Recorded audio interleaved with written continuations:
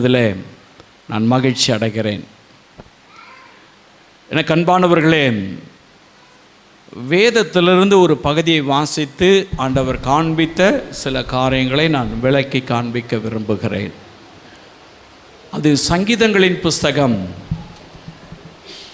118வது சங்கீதம் 23வது வசனத்தை வாசிக்கும் பொழுது அது எல்லாருக்கும் தெரிஞ்ச ஒரு வசனம். வாசிக்கலாம். அது கர்த்தராலே ஆயிற்று, அது கர்த்தராலே ஆயிற்று, அது நம்முடைய கண்களுக்கு ஆச்சரியமாய் இருக்கிறது, அது நம்முடைய கண்களுக்கு ஆச்சரியமாய் இருக்கிறது. அது கர்த்தராலே ஆயிற்று, நம்முடைய கண்களுக்கு ஆச்சரியமாய் இருக்கிறது. இது பொதுவாக இது எதில் போடுவாங்க அப்படின்னு கேட்டால் எல்லாருக்கும் தெரியும், கல்யாண பத்திரிகையில் போடுவாங்க. பார்த்துருக்கீங்களா? இந்த வசனம் கல்யாண பத்திரிகையில் முன்னாடி போடுவாங்க. ஏன்னா ஆண்டவர் கல்யாணத்தை ஒழுங்கு செய்து கொடுக்கிறார், திருமணத்துக்கு ஆண்டவர் காரியங்களை நடப்பித்து கொடுக்கிறார். அது எங்களுக்கு ஆச்சரியமாக இருக்கே அப்படின்னு ஆண்டவருடைய நாமத்தை மையப்படுத்துவதற்காக இந்த வசனத்தை நீங்கள் நிறைய கல்யாண பத்திரிகை, திருமண பத்திரிகையில் போடுகிறதை நீங்கள் பார்க்க முடியும். ஆண்டவர் நமக்கு என்ன பேச விரும்புகிறார் என்பதை நாம் கவனிக்க வேணும். பாருங்க, அவர் ஆச்சரியமான காரியங்களை செய்கிற தேவன். இயேசு கிறிஸ்துடைய காரியங்களிலே அவர் பிறந்தது முதல் அவர் உயிர்த்தெழுந்தது வரை ஆச்சரியமான காரியங்கள் தான். எல்லாமே ஆச்சரியம்தான். அதுதான் தாவீது முன்கூட்டியே சொல்றார், அது கர்த்தராலே ஆயிற்று, அது நம்முடைய கண்களுக்கு ஆச்சரியமாயிருக்கிறது. நான் ஆடு மேய்ச்சிட்டு இருந்தேன், வயல்வெளியில் சுற்றி திரிந்துட்டு இருந்தேன், காட்டுக்குள்ளே போயிட்டு இருந்தேன். இன்னைக்கு நான் ராஜாவாக உட்கார்ந்திருக்கிறேன். இன்னைக்கு இஸ்ரவேல் தேசத்தின் மேலே என்னை கர்த்தர் ராஜாவாக வைத்திருக்கிறார். இது கண்களுக்கு ஆச்சரியமாக இருக்கு, எனக்கு அது ஆச்சரியமாக இருக்கு அப்படின்னு சொல்லி தன்னுடைய எக்ஸ்பீரியன்ஸை, தன்னுடைய வாழ்வில் நடந்த சாட்சியை தாவீது ரொம்ப அழகா சொல்றார். அது கர்த்தரால தான் ஆயிடுச்சு, கர்த்தர் தான் என்னை ராஜாவாய் இந்த இடத்துக்கு கொண்டு வந்தார். நான் யாருன்னா ஆடு மேய்க்கிறவன், நான் யாருன்னா வீட்டில் இருந்து புறக்கணிக்கப்பட்டவன், நான் யாருன்னு கேட்டாக்கா சகோதரர்களால் நிந்திக்கப்பட்டவன். என்ன அற்பமா எல்லாருமே நினைச்சாங்க. ஆனால் இன்னைக்கு இஸ்ரவேல் தேசத்தின் மேலே ராஜாவாய் கர்த்தர் வைத்திருக்கிறார். அது கர்த்தரால ஆயிற்று, அது அவருடைய கண்களுக்கு ஆச்சரியமாய் இருக்கிறது. எனக்கு அன்பான அன்பு சகோதரனே, சகோதரியே, ஆண்டவர் ஆச்சரியமான காரியத்தை நம்முடைய வாழ்க்கையிலே செய்ய போகிறார். ஒவ்வொரு காரியமும் எதிர்பார்க்காத, நம்ப முடியாத ஆச்சரியமான காரியத்தை செய்கிறவர் ஆண்டவராகிய இயேசு கிறிஸ்து. பாருங்கள், வேதத்தில் வாசித்து பார்க்கும் பொழுது மத்தேயு எழுதின சுவிசேஷம் 8ஆம் அதிகாரம் 26, 27 வசனங்களை வாசித்து பார்க்கும் பொழுது இங்கு சீஷர்கள் ஒரு கப்பலிலே, ஒரு படகுல பயணப்பட்டு போகிறாங்க. அவங்க பயணப்பட்டு போகும் பொழுது பார்த்தீங்கன்னாக்கா பெருங்காற்று கடல்ல வருது. இயேசு அந்த படகுல ஒரு மூலையில் படுத்து தூங்கிட்டு இருக்கார், கீழ்த்தட்டில் ஒரு படுத்து தூங்கிட்டு இருக்கார். பார்த்தீங்கன்னு சொன்னாக்கா பெரிய காத்தடிக்குது, அலை அப்படியே போட்டை முழுகிற மாதிரி வருது. பார்த்தீங்கன்னா சீஷர்களுக்குள்ள பயம். இயேசுவை எழுப்புறாங்க போய், ஐயோ நாங்கள் சாகிறோமே, நாங்கள் மடிந்து போகிறோமே, பயமா இருக்குது, அமைதியில் இல்லாமல் இருக்கிறோமே, மிகுந்த மன உளைச்சலோடு இருக்கிறோமே, மரணம் கிட்ட வந்துடுச்சு போல இருக்குது, இதை கண்டுகொள்ள மாட்டீங்களா அப்படின்னு இயேசுவை எழுப்பி முறையிடுறாங்க. இயேசு அற்ப விசுவாசிகளை எது வரைக்கும் நான் கூட இருப்பேன் அப்படின்னு சொல்லிட்டு வாசிக்கலாம். அதற்கு அவர் அற்ப விசுவாசிகளே ஏன் பயப்படுகிறீர்கள், ஏன் பயப்படுறீங்க என்று சொல்லி எழுந்து காற்றையும் கடலையும் அதட்டினார். உடனே மிகுந்த அமைதல் உண்டாயிற்று. அந்த மனுஷர்கள் ஆச்சரியப்பட்டு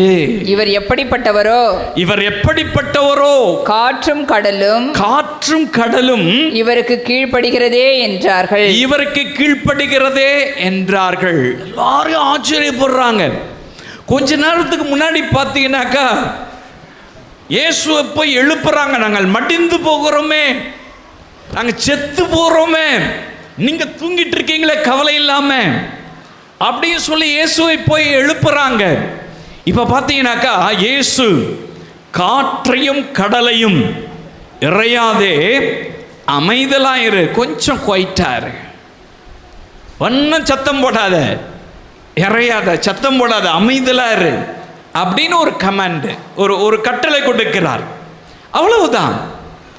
காற்றும் கடல் அப்படியே நின்று போச்சு, அமைதல் உண்டாயிற்று. அதை பார்த்துட்டு இருந்தவங்க, அந்த ஜனங்கள், அதை பார்த்துட்டு இருந்த சீஷர்கள் ஆச்சரியப்படுகிறார்கள். எனக்கு அன்பான அன்பு சகோதரனே, சகோதரி, அவர் எப்படி ஆச்சரியப்படுத்துவார் தெரியுமா? உங்க வாழ்விலே அமைதலை உண்டாக்கி ஆச்சரியப்படுத்துவார். அலை போல பெரிய பிரச்சனைகள் வரலாம், அலை போல முழுகி போகிற மாதிரியான சம்பவங்களை நீங்க பார்க்கலாம். பயமுறுத்தும்படியான, மரணத்துக்கு ஏதுவான, அல்லது அவ்வளவுதான் முடிஞ்சு போச்சு அப்படின்ற லெவல் உங்களுடைய வாழ்விலே ஒரு வேளை வரலாம். சீஷர்கள் வாழ்வில் அப்படித்தான் வந்தது. அவங்க பயந்து நடுங்கிறாங்க, அமைதல் இல்லாம இங்கங்கும் ஓடி இருப்பாங்க. அவங்களுக்கு பெரிய குடும்பத்தை குறித்து பயம் வந்திருக்கும், பிள்ளைகளை குறித்து பயம் வந்திருக்கும், எதிர்காலத்தை குறித்து பயம் வந்திருக்கும்.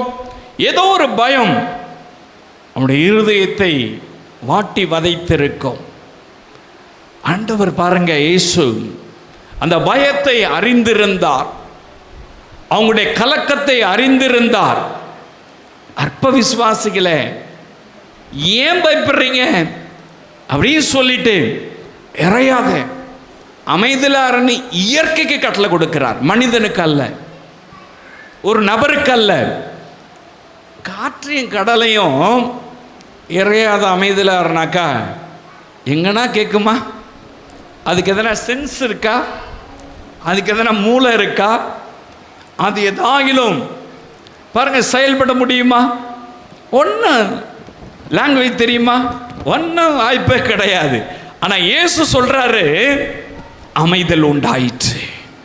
ஹல்லேலூயா.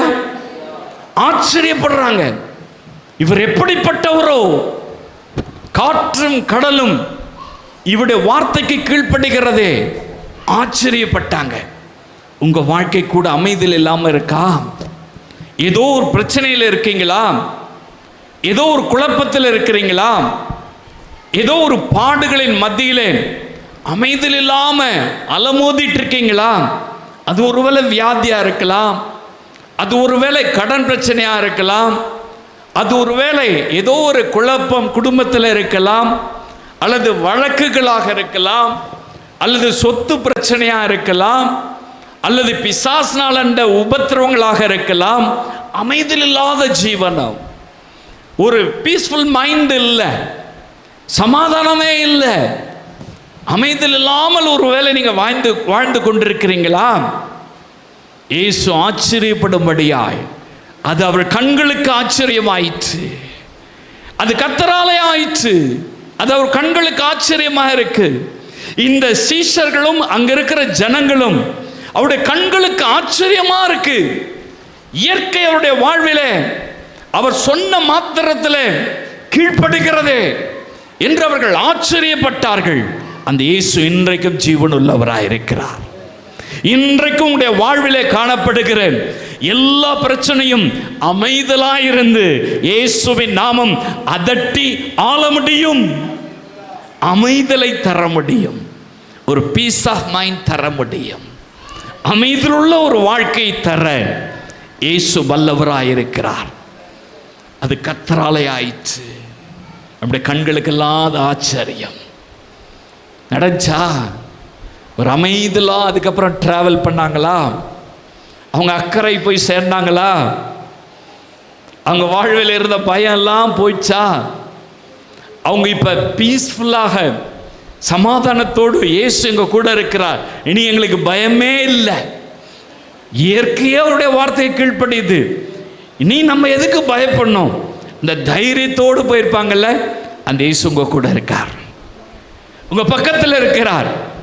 அமைதல் இல்லாத ஒரு வாழ்வு, கலக்கத்தோடு கூட இருக்கிற ஒரு வாழ்வை கர்த்தர் அமைதல் உள்ள ஒரு வாழ்க்கையாக மாற்றி, அமைதல் உள்ள ஒரு ஜீவனம் பண்ணும்படியாய் மாற்றி ஆச்சரியமான காரியத்தை செய்வார். ஹல்லேலூயா!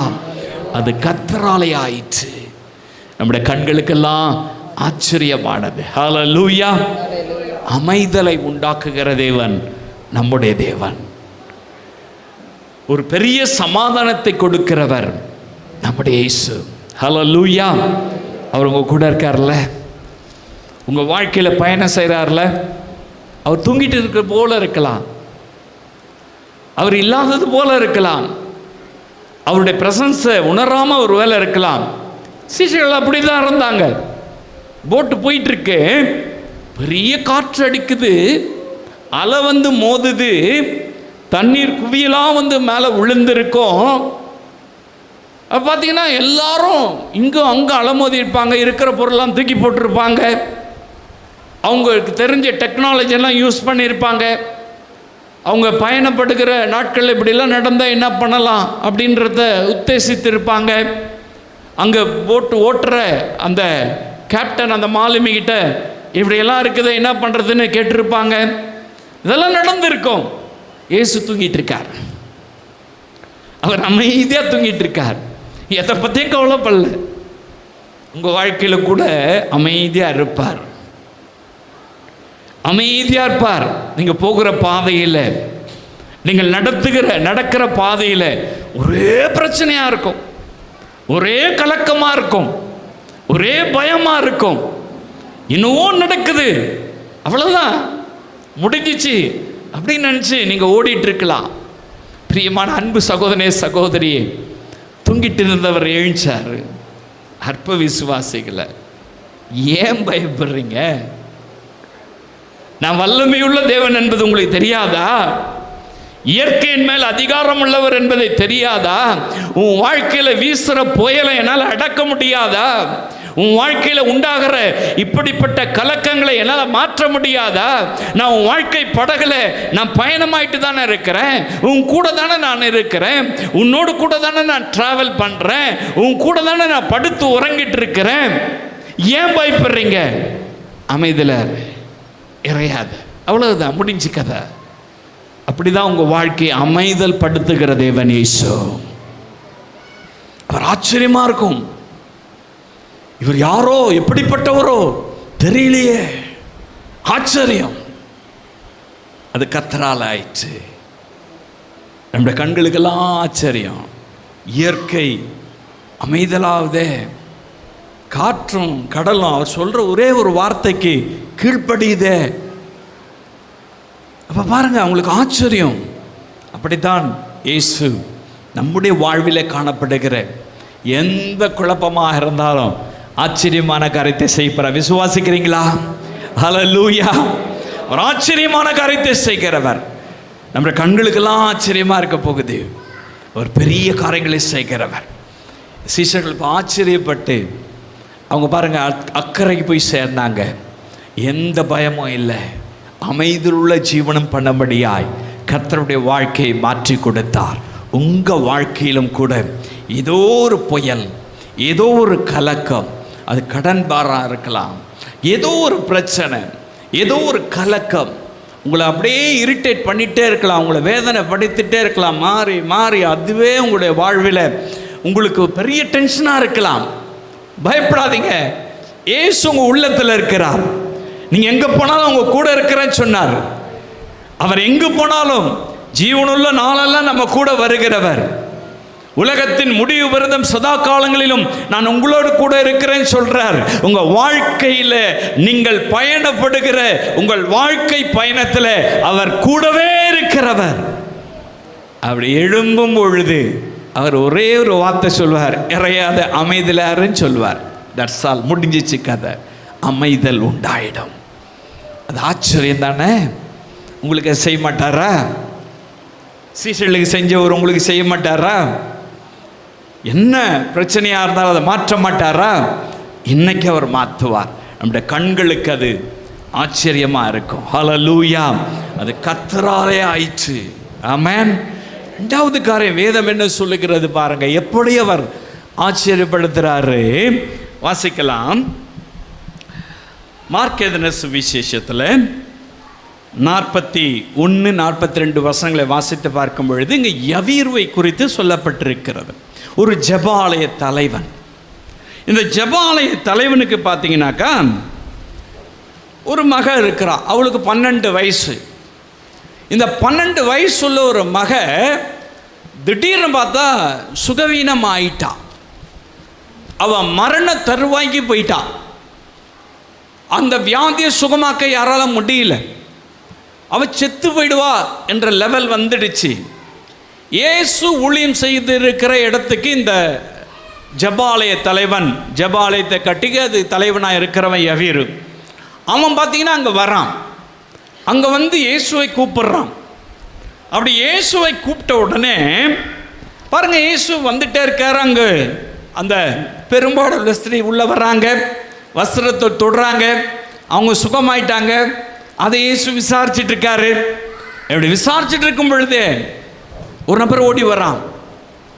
ஓடி வந்து, போதகரை வருத்தப்படுத்தாத, உன் மக மரிச்சிட்டா, உன் மக செத்து போயிட்டா அப்படி சொல்லி செய்தியை சொல்றாங்க. பாருங்க, வாசிக்கலாம். 41, 42 வசனத்தில் பிள்ளையின் கையை பிடித்து, பிள்ளை கையை பிடித்து தலித்தா குமி என்றார். தலித்தா குமி என்றார். அதற்கு சிறு பெண்ணே, அதற்கு சிறு பெண்ணே, எழுந்திரு என்று உனக்கு சொல்லுகிறேன் என்று அர்த்தமாம். எழுந்திரு என்று உனக்கு சொல்லுகிறேன் என்று அர்த்தமாம். உடனே சிறு பெண் எழுந்து நடந்தாள். உடனே சிறு பெண் எழுந்து நடந்தாள். அவள் 12 வயதுள்ளவளாய் இருந்தாள். அவள் 12 வயதுள்ளவளாய் இருந்தாள். அவர்கள் மிகுந்த ஆச்சரியப்பட்டு, அவங்களாம் என்ன பண்ணாங்களா? மிகுந்த ஆச்சரியப்பட்டு பிரமித்தார்கள். அது கர்த்தராலே ஆயிற்று. அவர் கண்களுக்கெல்லாம் ஆச்சரியம். பாருங்க, இந்த மக செத்து போயிட்டா. இவ செத்து போயிட்டான்ற செய்தி அங்க வந்துடுச்சு. நீ பயப்படாத, நீ ரட்சிக்கப்படுவ அப்படின்னு இயேசு யவீரு பார்த்து, அந்த தகப்பனை பார்த்து சொல்றார். அந்த வார்த்தையை அவன் கேட்டுக்கிட்டு இயேசுவை கூட்டிட்டு வீட்டுக்கு வரான். வீட்டுக்கு வந்து பார்த்தாக்கா எல்லாம் அழுதுட்டு இருக்காங்க. ஒரு பக்கத்தில் கிரிட்டிசைஸ் பண்றாங்க, கிண்டல் பண்றாங்க. இயேசு ஓடனா அவன் பொண்ணு செத்து போயிட்டா. இப்போ இயேசுவை கூட்டினு வந்து என்ன பண்றது? அவதான் செத்து போயிட்டால, அவ ஜோமனி என்ன நடக்க போகுது அப்படின்னு கிரிட்டிசைஸ் பண்ணாங்க. பாருங்க, எல்லாம் நகைத்தார்கள், அப்படி எல்லாம் பேசுனாங்க. இயேசு வீட்டுக்கு வர்றாரு. வீட்டுக்கு வந்து எல்லாரையும் விரட்டி அடிச்சுவிட்டு யோவானையும் பேதுருவையும் கூட வச்சுக்கிட்டாரு. அவ கையை பிடிச்சாரு, தலித்தா குமின்னு சொன்னாரு. அப்படின்னா சிறு பெண்ணே எழுந்திரு என்ற அர்த்தமாம். செத்து போனவ, அங்கு பணமா கிடந்தவ கையை பிடிச்சி அப்படி சொன்ன உடனே அப்படியே எழுந்தவ மாத்திரம் இல்ல, நடக்க ஆரம்பிச்சுட்டா. ஹல்லேலூயா! பார்த்தவெல்லாம் வாயடிச்சு போயிட்டான். கிண்டல் பண்ணவெல்லாம் வாயடிச்சு போயிட்டான். என்னென்னவோ பேசணுமெல்லாம் பேச முடியல. அப்படியே நிக்கிறோம் பிரமிச்சு போய். ஆச்சரியமா இருக்கு. இது எப்படி முடியும்? செத்து போனவன உயிரோட எழுப்புறாரு, மரித்து போன உயிரோட வரானே. ஆச்சரியம் தானே, ஆச்சரியம் தானே. நீங்க சயின்டிஸ்டுங்க கண்டுபிடிக்கிறாங்களாம், மனுஷன் சாவாம இருக்கிறதுக்கு என்ன பண்ணலாம், ஆராய்ச்சி பண்றானா. அவன் ஒன்றும் கண்டுபிடிக்க முடியாது, அது ஒன்றும் நடக்காது. ஹல்லேலூயா.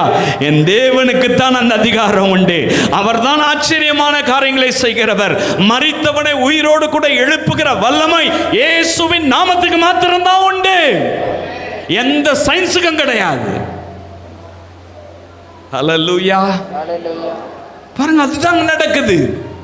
அவ 12 வயசு பொண்ணு எழுந்து நடக்கிறா, செத்து போனவ. ஆச்சரியமா இருந்திருக்குமா, இருந்திருக்காதா? நம்ம வீட்டு பக்கத்தில் எதனா நடந்திருந்தா என்ன பண்ணிருப்போம்? ஐயோ இப்படி நடந்துச்சு, வாழ்நாளெல்லாம் பேசி பேசி தீர்த்திருப்போம். அந்த ஜனங்க அப்படிதான் பண்ணியிருப்பாங்க. அவங்களால நம்பவே முடியல, அவங்களால ஏற்றுக்கொள்ளவே முடியல. எல்லாம் அப்படியே பிரமிச்சு போய் எல்லாரும் வாயை திறக்க முடியாம ஆச்சரியப்பட்டு நின்றாங்க. அது யாரால் ஆயிற்று தெரியுமா? கர்த்தரால் ஆயிற்று. அவருடைய கண்களுக்கெல்லாம் ஆச்சரியம். ஹல்லேலூயா, ஹல்லேலூயா. ஏதோ ஒரு காரியம் முடிஞ்சு போச்சு சாப்டர். அதுக்கு இனிமே உயிரே கிடையாது, இனி திரும்ப வரப்போறதே கிடையாது. ஜெபம் பண்ணி ஒன்றும் நடக்கல, இயேசுவை கூட்டின்னு வரும்பொழுதும் ஒன்றும் நடக்கல, இயேசுட்ட சொல்லி ஒன்றும் நடக்கல. இதுக்கு மேல என்ன நடக்க போகுது அப்படின்னு நினைக்கிறீங்களா? எல்லாம் முடிஞ்சிச்சுன்னு நினைக்கிறீங்களா? முடிந்ததை துவக்குகிறவர் தான் இயேசு. ஹல்லேலூயா. முடிந்து போன ஒரு சாப்டர், முடிந்து போன ஒரு சரீரம், முடிந்து போன ஒரு உயிர், எங்கேயோ போன ஒரு ஆத்மா, அதை உயிர்ப்பித்து இயேசு நடக்க செய்ய வல்லமையாக இருக்கிறபடினால் அது நம்முடைய வாழ்விலே ஆச்சரியத்தை கொண்டு வரும். ஏதோ ஒரு காரியம் இனி முடிஞ்சு போச்சு, இனிமே பேசி என்ன பிரயோஜனம், இனிமே ஜெபம் பண்ணி என்ன பிரயோஜனம், இனிமே இதுக்காக வருத்தப்பட்டு என்ன பிரயோஜனம் அப்படி ஒருவர் நினைக்கிறீங்களா? முடிந்து போன அந்த 12 வயசு பெண்ணை தலித்தாகுமின்னு சொல்லி எழுப்பினார்ல, அவர் இன்றைக்கு ஜீவனுள்ளவராக இருக்கிறார். ஆச்சரியமான காரியத்தை செய்வார், ஆச்சரியமான காரியத்தை செய்வார். அந்த குடும்பத்துக்கு இழந்து போனதை திரும்ப கொடுத்து ஆச்சரியப்படுத்தினார். இழந்த மகளை அந்த குடும்பத்துக்கு திரும்ப கொடுத்துட்டாருங்க. இழந்த ஆசீர்வாதத்தை இயேசு திரும்ப கொடுத்துட்டாருங்க. இழந்த சந்தோஷத்தை திரும்ப கொடுத்துட்டார்.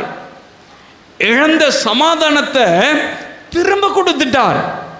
அந்த பெண்ணையே அவங்க பெற்றோர் கையில திரும்ப கொடுத்துட்டார். இழந்ததை திரும்ப கொடுத்து ஆச்சரியப்படுத்துகிற ஒரே ஒரு தெய்வம் இயேசு மாத்திரம்தான். நீங்க எதை இழந்திருக்கீங்க? சந்தோஷத்தை இழந்திருக்கீங்களா? சமாதானத்தை இழந்திருக்கிறீங்களா? அல்லது ஏதோ சொத்து சுதந்திரத்தை இழந்திருக்கிறீங்களா? உங்க வாழ்க்கையில என்னத்தை இழந்திருக்கிறீங்க? பயப்படாதீங்க, உங்க கூட டிராவல் பண்றவர் இழந்ததை திரும்ப அப்படியே மீட்டு கொடுப்பார். ஹல்லேலூயா. அது பிசினஸ்லாக இருக்கலாம், குடும்ப வாழ்க்கையாக இருக்கலாம், தனிப்பட்ட வாழ்க்கையாக இருக்கலாம், அல்லது ஏதோ ஒரு உங்களுடைய வேலை செய்கிற இடங்களாக இருக்கலாம். ஏதோ ஒன்றை இழந்திருக்கலாம். இழப்பின் மத்தியில் நீங்கள் ஒருவேளை நிற்கலாம். இழப்பின் மத்தியில் நீங்கள் ஒருவேளை தடுமாற்றத்தோடு கூட இருக்கலாம். ஐயோ எல்லாத்தையும் விட்டுட்டனே அப்படின்னு நீங்க ஃபீல் பண்ணலாம். இல்லை, இயேசு திரும்ப கொடுத்து நம்மை ஆச்சரியப்படுத்துவார். ஹல்லேலூயா. யவீருக்கு முடிஞ்சு போச்சு, மக போயிட்டா, முடிஞ்ச சாப்டர். பாருங்க, இயேசு வந்தாரு, தலித்தாக்குமி சொன்னாரு, இழந்த திரும்ப மகளை கொடுத்துட்டாருங்க. ஆச்சரியம் தானே? நீங்க இழந்ததை திரும்ப தர மாட்டாரா? நீங்க இழந்த ஆசீர்வாதத்தை திரும்ப தர மாட்டாரா?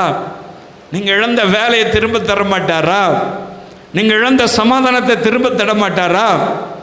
நீங்க இழந்த பரிசுத்தத்தை திரும்ப தர மாட்டாரா?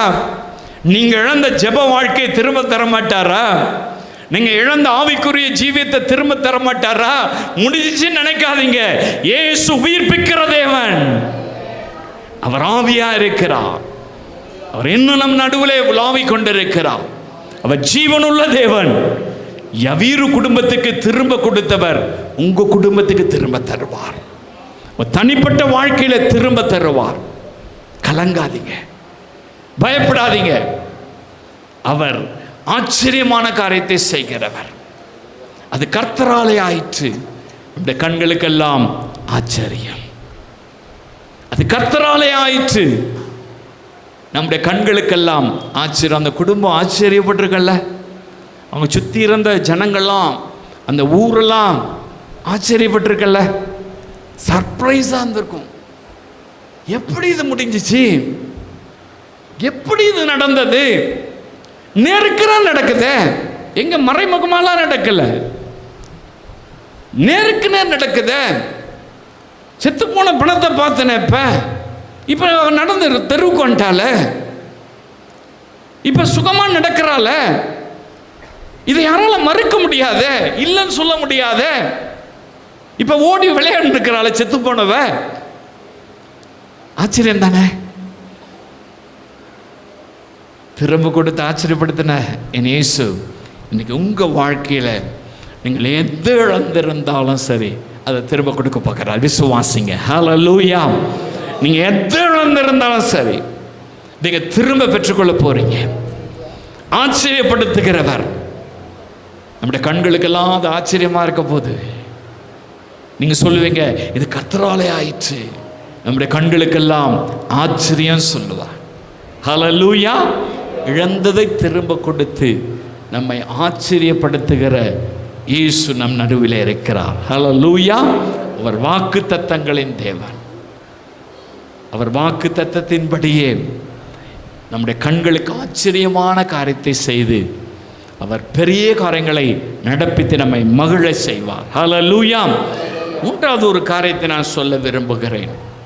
வாசிக்கலாம். லூக்கா சுவிசேஷம் 5ஆம் அதிகாரம் 26ஆம் வசனத்தை வாசிக்கலாம். அதனாலே எல்லாரும் ஆச்சரியப்பட்டு தேவனை மகிமைப்படுத்தினார்கள். தேவனை மகிமைப்படுத்தின. எதனால? இங்க பாருங்க, ஒரு திமிர்வாதக்காரன் இருக்கான், எழுச்சி நடக்க முடியாதவன். அந்த வாத நோய் சொல்லி கேள்விப்பட்டிருக்கீங்களா? வாத நோய். அது வாதம் வந்துச்சுன்னா என்ன ஆயிடும்? கை கால் செயல்படாது. அந்த மாதிரி முடக்கு வாதத்தினாலே பாதிக்கப்பட்டவன் தான் இந்த திமிர்வாதக்காரன். அந்த வியாதி அவனை அட்டாக் பண்ணிடுச்சு. அவன் படுத்த படுக்க கிடக்கிறான். அப்படி படுத்த படுக்க கிடக்கிறவனை இயேசு அந்த ஊரில் போய் ஊழியம் செய்ய போறார். ஒரு வீட்டில் ஊழியம் செய்கிறார். வீட்டில் ஜெபம் நடத்துகிறார். இப்போல்லாம் பாஸ்டர்மார்கள்லாம் நடத்துவாங்கள்ல கிராமங்களில். ஒரு வீட்டில், தேவாலயம் கிடையாது, அது ஒரு வீடு. ஹல்லேலூயா. அந்த வீட்டில் ஜெபம் நடக்குது. அப்போ இயேசு வந்துருக்கிறாருன்னொன்னே ஒரு ஊழியக்காரர் வந்தாக்கா என்ன பண்ணுவாங்க? கூட்டம் அற்புத அடையாளம் நடக்குதுனாக்கா அதில் ஃபுல்லாக வந்து முதல்ல சுகத்தை வாங்கிட்டு போகிறதுக்கு வருவாங்க. மனம் திரும்புகிறாங்களோ இல்லையோ, சுகம் கிடைச்சணும், ஆசீர்வாதம் கிடைச்சணும். ஆமாம், அதுக்காக அப்படிப்பட்ட கூட்டம், ஏராளமான கூட்டம். அந்த வீட்டுக்குள்ளே யாரும் போக முடியாத அளவுக்கு ஃபுல்லாக பேக் ஆகிருக்கு, ஃபுல்லாக ஜனம். இப்போ இந்த திமிர்வாதக்காரன் கூட்டிகிட்டு வர்றாங்க. கூட்டிகிட்டு வரலான்னாக்கா அவன் படுத்துருக்கிற கட்டலோடு எடுத்துகிட்டு வராங்க. 4 பேரை சுமந்துட்டு வரான். எப்படி பாடையை தூக்கிட்டு வராங்களோ, பெட்டியை தூக்கிட்டு வராங்களோ, அந்த மாதிரி அவன் சும்மா படுத்து கிடக்கிறான். அந்த கட்டிலோடு தூக்கிட்டு வராங்க. வேறு வழி கிடையாது அவங்களுக்கு. வந்து பார்த்தாக்கா வீடு ஃபுல்லாக ஜனம், உள்ளே நுழைய முடியல. பார்த்தாங்க, எப்படின்னா என் சீட்டை கொண்டு போயினையா, எப்படின்னா இயேசுகிட்ட கொண்டு போயிடணும் அப்படின்னு சொல்லிட்டு பாருங்க, மேலே பார்த்தா ஓடு தான் இருக்குது, பிரிச்சிருவோம் அப்படின்னு முடிவு பண்ணாங்க. 4 பேர் ஏறினாங்க. அந்த கட்டில் இறக்குற அளவுக்கு பிரிச்சுக்கிறாங்க பாருங்க, சைலண்ட்டாக பிரிச்சுக்கிறாங்க. தூசியெல்லாம் விழுந்திருக்கல கீழே, அதெல்லாம் விழாமல் ஏசு ஊழியம் செஞ்சுருக்கார், ஜாக்கிரதையாக பிரசங்கம் பண்ணிட்டு இருக்கார் பாருங்க. அழகாக ஒரு ஓடா நைஸாக எடுத்திருக்காங்க, தட்டோடு ஒன்றா எடுத்திருக்காங்க. அப்படி எடுத்து கட்டிலுக்குள்ளே இறக்குற அளவுக்கு ஓப்பன் பண்ணிட்டாங்க. ஓப்பன் பண்ணி கயிறை கட்டி இயேசு ஊழியம் செஞ்சுட்டு இருக்கார், அவருக்கு முன்னாடி கொண்டு வந்து படுக்க வச்சிட்டாங்க. ஹல்லேலூயா. இப்போ பாருங்க, திமிர்வாதக்காரன் முன்னாடி படுத்து கிடக்கிறான். இயேசு பார்க்கிறாரு, மகனே திடன்கொள், பயப்படாது, திடன்கொள் அப்படின்னு சொல்லிட்டு அவனை பார்த்து சொல்றார், உன் பாவங்கள் உனக்கு மன்னிக்கப்பட்டதுன்னு சொல்றார். அங்க இருக்கிறவங்களாம் சொல்றாங்க, இவர் எப்படி பாவத்தை மன்னிக்க அதிகாரம் இருக்கு, இவர் எப்படி பாவங்களை மன்னிக்க முடியும் அப்படின்னு சொல்லி பெரிய இப்பெல்லாம் பிரச்சனை பண்ற மாதிரி. அப்போ இயேசுக்கும் பிரச்சனை, இவர் எப்படி செய்யணும், தலைமால எப்படி கை வச்சு ஜெபம் பண்ண முடியும் இப்பெல்லாம் கேட்பாங்க சிலர். அவருக்கு என்ன அதிகாரம் இருக்குது? கர்த்தர் கொடுத்திருக்கிறார் அதிகாரம், பிதாவாகிய தேவன் இயேசுக்கு கொடுத்திருக்கிறார் அதிகாரம். அவர் பார்த்தீங்கன்னாக்கா பாவங்களை மன்னிக்க அதிகாரம் அவருக்கு இருக்கு.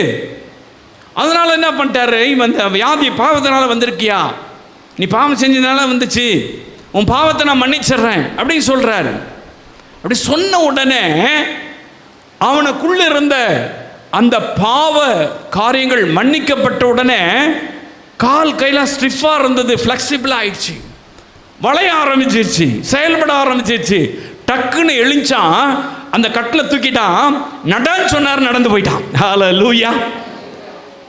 அங்கு கூட்டத்தில் இருந்தாங்க பாருங்க, அந்த வீட்டுக்குள்ளே இருந்தாங்க பாருங்க, அந்த வீட்டுக்கு வெளியில் இருந்தாங்க பாருங்க, எல்லாரும் ஆச்சரியப்பட்டாங்களா, எல்லாரும் ஆச்சரியப்பட்டாங்க. ஹல்லேலூயா. இயேசு செய்த அற்புதத்தை கண்டே எல்லாரும் ஆச்சரியப்பட்டாங்க. உங்க வாழ்க்கையில கூட இயேசு செய்ய போகிற அதிசயத்தை கண்டு உங்க பக்கத்து வீட்டில் இருக்கிறவங்க, எதிர் வீட்டில் இருக்கிறவங்க, உங்க சபை விசுவாசி, உங்களோடு கூட வேலை செய்கிறவங்க, உங்களோட ஃப்ரெண்ட்ஸு எல்லாரும் ஆச்சரியப்பட போறாங்க. அப்படி ஆச்சரியப்படும்படியான காரியத்தை செய்கிறவர் தான் இயேசு. திமிர்வாதக்காரன் எழுஞ்சி நடக்கும் பொழுது அங்க ஒரே கூட்டம், அந்த கூட்டம் எப்படி ஆர்ப்பரிச்சிருக்கும் பார்த்துங்க, எவ்வளவு சத்தம் போட்டிருப்பாங்க பார்த்துங்க, கத்தி இருப்பாங்கல்ல, அப்படியே கிரவுடு கத்தி இருக்கும், ஆச்சரியப்பட்டு நிற்கிறாங்க. அவங்க எல்லாரும் ஆச்சரியப்பட்டாங்களாம். கண்ணுக்கு முன்னாடி நடக்குதுல்ல அற்புதம், கண்ணுக்கு முன்னாடி பாவம் மன்னிக்கப்பட்டதில்ல, கண்ணுக்கு முன்னாடி தூக்கிட்டு வந்தவன் அவன் போட்டிருந்த பெட்டியை தூக்கிட்டு நடக்கிறான்ல, அவ்வளவு ஸ்ட்ரென்த் வந்துருச்சு இல்ல. ஆச்சரியம் தானே, ஆச்சரியம் தானே. அற்புதங்களை செய்கிறவர் உங்க வாழ்க்கையிலும் அற்புதங்களை செய்து சுகம் தந்து விடுதலை தந்து பாவத்தை மன்னித்து ஆச்சரியமான காரியத்தை செய்ய போகிறார். ஹல்லேலூயா. அது கர்த்தராலே ஆயிடுச்சு. பாவங்களை மன்னிக்க அவருக்கு மாத்திரம்தான் அதிகாரம், அது கர்த்தராலே மாத்திரம்தான் முடியும். அது ஆண்டவராக இயேசு கிறிஸ்துவின் நாமத்தினாலே, இயேசு கிறிஸ்துவின் ரத்தத்தினாலே மாத்திரம்தான் முடியும். ஒரு மனிதன் பாவத்தை மன்னிக்க முடியாது. அது நீ என்னதான் படிச்சுட்டு வந்தாலும் சரி, நீ எவ்வளவுதான் பரிசுத்தமானா இருந்தாலும் சரி, நீ எவ்வளவுதான் ஜெபிக்கிறவனா இருந்தாலும் சரி, பாவத்தை மன்னிக்கிறதுக்கு ஒரு மனுஷனுக்கு அதிகாரம் கிடையாது. பாவத்தை மன்னிக்க ஒரே ஒருவருக்கு தான் அதிகாரம் உண்டு, இயேசுக்கு மாத்திரம்தான் அதிகாரம் உண்டு.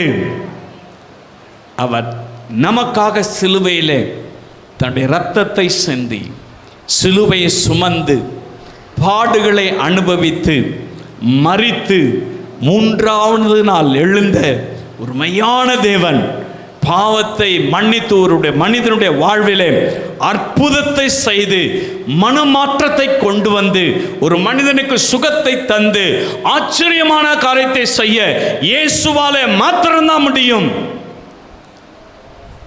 உங்க வாழ்க்கையில் ஆச்சரியமான காரியத்தை கர்த்தர் செய்யணுமா? அற்புதமான காரியத்தை கர்த்தர் செய்யணுமா? இன்னைக்கு திமிருவாதக்காரன் அவனும் பெருசே பரிசுத்தவான் கிடையாது. அவன் பாவின்னு சொல்லிட்டு பகிரங்கமா தெரியுது. பாவத்தினால தான் இந்த வியாதின்னு சொல்லிட்டு தெளிவா தெரியுது. அப்படிப்பட்ட ஒரு நபரையே பார்த்து பயப்படாத திடன் கொள்ளுன்னு சொல்லி அவனை சுகப்படுத்தி அவனுக்கு ஒரு அற்புதத்தை செய்து அங்க இருக்கிற ஜனங்களெல்லாம் ஆச்சரியப்படுத்தினவர் உங்களுக்கு ஒரு அற்புதத்தை செய்ய மாட்டாரா? உங்களுக்கு ஒரு திருமண வாழ்க்கையை உண்டாக்கி தர மாட்டாரா? உங்களுக்கு ஒரு குழந்தை பாக்கியத்தை ஆண்டவர் தர மாட்டாரா? உங்க சபையில் ஆத்துமாக்களை கொண்டு வர மாட்டாரா? உங்களுடைய வாழ்வில் என்னென்ன ஆச்சரியமான காரியத்தை செய்யணுமோ அதெல்லாம் செய்ய மாட்டாரா? என் தேவனாலே கூடாத காரியம் ஒன்றுமில்லை. அவர்கள் எல்லாரும் ஆச்சரியப்பட்டாங்களாம். உங்களை சுற்றி இருக்கிறவங்களாம் ஆச்சரியப்படப்படுறாங்க. உங்களை சுற்றி இருக்கிறவங்களாம் ஆச்சரியப்படும்படியான அற்புதத்தை செய்து ஆச்சரியப்படுத்துகிறவர் இயேசு. அது கர்த்தராலே ஆயிற்று. நம்முடைய கண்களுக்கெல்லாம் ஆச்சரியம். ஹல்லேலூயா. உங்களுக்கு செய்ய வல்லவர் தானே, உங்களுக்கு செய்வார்ல, ஆச்சரியமான காரியத்தை செய்வார்ல. ஏதோ ஒரு காரியத்தில் நீங்கள் துவண்டு போயிருக்கலாம், அல்லது சுகம் இல்லாமல் நீங்கள் துவண்டு போயிருக்கலாம், அல்லது வீட்டில் சமாதானம் இல்லாமல் நீங்கள் ஒருவேளை துவண்டு போயிருக்கலாம், ஒருவேளை கடன் பாரத்தினால அமைதியில் இல்லாமல் நீங்கள் ஒரு வேலை இருக்கலாம். வீட்டில் எப்போ பார்த்தாலும் சண்டை, கணவன் மனைவிக்குள்ள சண்டை, பக்கத்து வீட்டு அக்கத்து வீட்டுக்குள்ள சண்டை, சமாதானம் இல்லாமல் இருக்கலாம். ஏதோ ஒரு காரியத்தில் நீங்கள் எதோதையோ இழந்து போயிருக்கலாம், இழப்பின் மத்தியில் நீங்கள் இருக்கலாம். இதை கேட்கிற அன்பு சகோதரனே சகோதரியே, இயேசு ஆச்சரியமான காரியத்தை இன்றைக்கு உங்களுக்கு செய்ய போகிறார். விசுவாசிங்க. அன்னைக்கு திமிர்வாதக்காரனுக்கு ஆச்சரியமான காரியத்தை செஞ்சார்ல, ஹல்லேலூயா. அதே மாதிரி பாருங்க, இழந்து போன யவீருனுக்கு குடும்பத்துக்கு ஆச்சரியமான காரியத்தை செஞ்சார்ல, உங்களுக்கு செய்ய மாட்டாரா? ஹல்லேலூயா. எனக்கு அன்பான அன்பு சகோதரனே சகோதரியே, கலங்கி நின்ற சீஷர்களுக்கு, அங்கிருந்த ஜனங்களுக்கு அமைதலை உண்டாக்கி ஆச்சரியமான காரியத்தை செய்தவர் ஏன் இன்னைக்கு உங்களுக்கு செய்ய மாட்டாரு? இன்னைக்கு ஆச்சரியத்தை செய்ய போகிறார். நம்முடைய கண்களுக்கு அது ஆச்சரியமா இருக்க போகுது. ஆச்சரியத்தை செய்கிறவர் இயேசு. பார்க்கிறவர்கள் ஆச்சரியப்பட்டு நிற்க போறாங்க. இந்த அம்மாவா, இந்த சகோதரனா, இவரா இப்படி மாறிட்டாரு, இவருக்கா இப்படி சுகம் கிடைச்சிச்சு, இவரா இப்படி இப்படி ஆண்டவருக்குள்ள வந்துட்டாரு, இப்படி வாழ்க்கை எப்படி இருந்துச்சு, ஆச்சரியப்பட்டு நிற்க போறாங்க. ஆச்சரியப்படும்படியான காரியத்தை கர்த்தர் செய்ய போகிறார். நீங்க இந்த வார்த்தை பிடிச்சு கொள்ளுங்க. அது கர்த்தராலே ஆயிற்று. அது நம்முடைய கண்களுக்கெல்லாம் ஆச்சரியமாய், நம்முடைய கண்களுக்கெல்லாம் ஆச்சரியமாயிற்று. ஆண்டவரே, இன்றைக்கு என்னுடைய வாழ்விலும் கூட ஒரு ஆச்சரியமான காரியத்தை செய்க. நான் இழந்து போய் நிற்கிறேன், எனக்கு ஒரு ஆச்சரியத்தை செய்க. அமைதல் இல்லாமல் இருக்கிறேன், எனக்கு ஒரு ஆச்சரியமான காரியத்தை செய்க. இயேசுவை, எனக்கு நீர் ஆச்சரியமான காரியத்தை செய்கிறவர். அன்னைக்கு திமிர்வாதக்காரனுடைய பாவத்தை மன்னித்து அவன் வியாதியிலிருந்து சுகமாக்கி ஆச்சரியமான காரியத்தை செஞ்சீங்களே, எனக்கும் ஒரு ஆச்சரியத்தை செய்ங்க இயேசுவே. நீ இன்றைக்கும் எங்கள் மத்தியில் இருக்கீங்களே, எங்கள் வாழ்க்கை பயணத்தில் இருக்கீங்களே, எனக்கு ஒரு ஆச்சரியமான காரியத்தை செய்ங்க. கேட்கலாமா? எழும்பி நின்று கேட்கலாமா?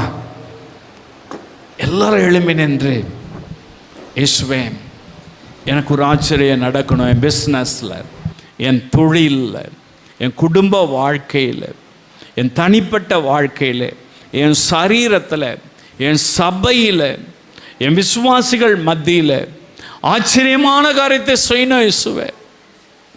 ஆச்சரியத்தை செய்வேன் சொல்லியிருக்கீங்களே, அது கர்த்தராலே ஆயிற்று. நம்முடைய கண்களுக்கெல்லாம் ஆச்சரியம் சொன்னீங்களே, ஆச்சரியமான காரியத்தை செய்யுங்க ஆண்டவர். கேட்கலாமா? எல்லாம் கேட்கலாமா? தேவனுடைய வார்த்தை கேட்ட சகோதரனே சகோதரியே, நீங்கள் தான் ஆண்டவர்கிட்ட கேட்கணும்.